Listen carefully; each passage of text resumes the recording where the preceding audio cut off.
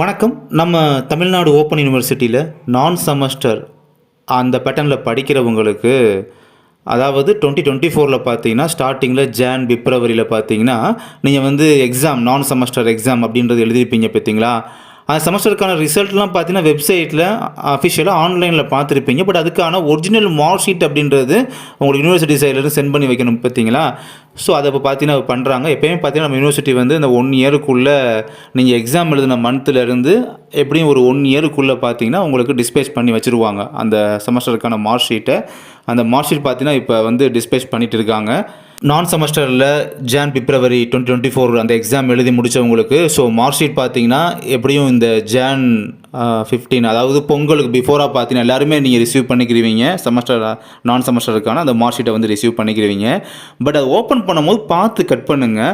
ஏன்னா ரொம்ப கிரிட்டிக்கல் இதில் வந்து அவங்க வந்து டிஸ்பேச் பண்ணுறாங்க. எப்படி நீங்கள் ஓப்பன் பண்ணணும் அப்படின்றதுக்கான ஒரு வீடியோ பார்த்தீங்கன்னா இப்போ இந்த வீடியோட எண்ட்லேயுமே அட்டாச் பண்ணியிருக்கேன். அதுக்கு முன்னாடி ஒரு விஷயம் சொல்லிக்கிறேன். இது பார்த்தீங்கன்னா ஒரு A4 கிளாத் லைன் கவர் தான், காக்கி கவராக தான் அவங்க வச்சு இது பண்ணுறாங்க. பட் ஆனால் செமஸ்டர் மார்க் ஷீட்டுன்றது அதே சைஸு, அதுவும் A4 சைஸ் ஷீட்டில் இருக்குது. அப்படின்னா கொஞ்சம் கிளாத் கவரை வந்து கொஞ்சம் பெரிய கவராக வச்சு அதுக்குள்ளே மார்க் ஷீட்டை வைக்கணும். ஏன்னா ஓப்பன் பண்ணும்போது சிசரை போட்டு கட் பண்ணும்போது அவங்க பார்த்தா கட் பண்ணுறாங்க, மேலோட்டமாக மேலாப்பில் கட் பண்ணுறாங்க. அப்படின்னா டேரெக்டாக மார்க் ஷீட்டு சேர்த்து கட் பண்ணுறாப்புல அந்த மாதிரி சுச்சுவேஷனில் இருக்குது. மார்க் ஷீட்டோடைய கவர் பேஜோட பேக் சைடு அதை பாருங்கள். ஓப்பன் பண்ணுறது பார்த்தீங்கன்னா நான் ஸ்டார்டிங் ஓப்பன் பண்ணும்போது ஒரு இது கம் தடவி தான் இருந்தது. நான் பிக்சர்ஸ் எல்லாம் உங்களுக்கு காமிக்கிறேன். அப்படி பாருங்கள் எவ்வளோ இதில் எந்த லெவலில் இருக்குது பாருங்கள். மார்க் ஷீட் வெளியில் தள்ளிட்டு இருக்குது பார்த்தீங்களா? பிகாஸ் அந்த கவரோட ஓப்பன் சைடில் நான் பாட்டு சிசர் போட்டு கட் பண்ணுறேன்னு சொல்லி மேலோட்டமாக அந்த மார்க் ஷீட்டோட கார்னர் அந்த இதையும் சேர்த்து கட் பண்ணிடாது நீங்கள் பாட்டுக்கு. அதனால் கையிலே நீங்கள் வந்து ஓப்பன் பண்ணி நீங்கள் எடுக்கிறதா தான் கரெக்டாக ப்ராப்பராக ஹேண்டில் பண்ணி நீங்கள் எடுக்க முடியும். அந்தளவுக்கு இப்படி பண்ணி வச்சுருக்காங்க.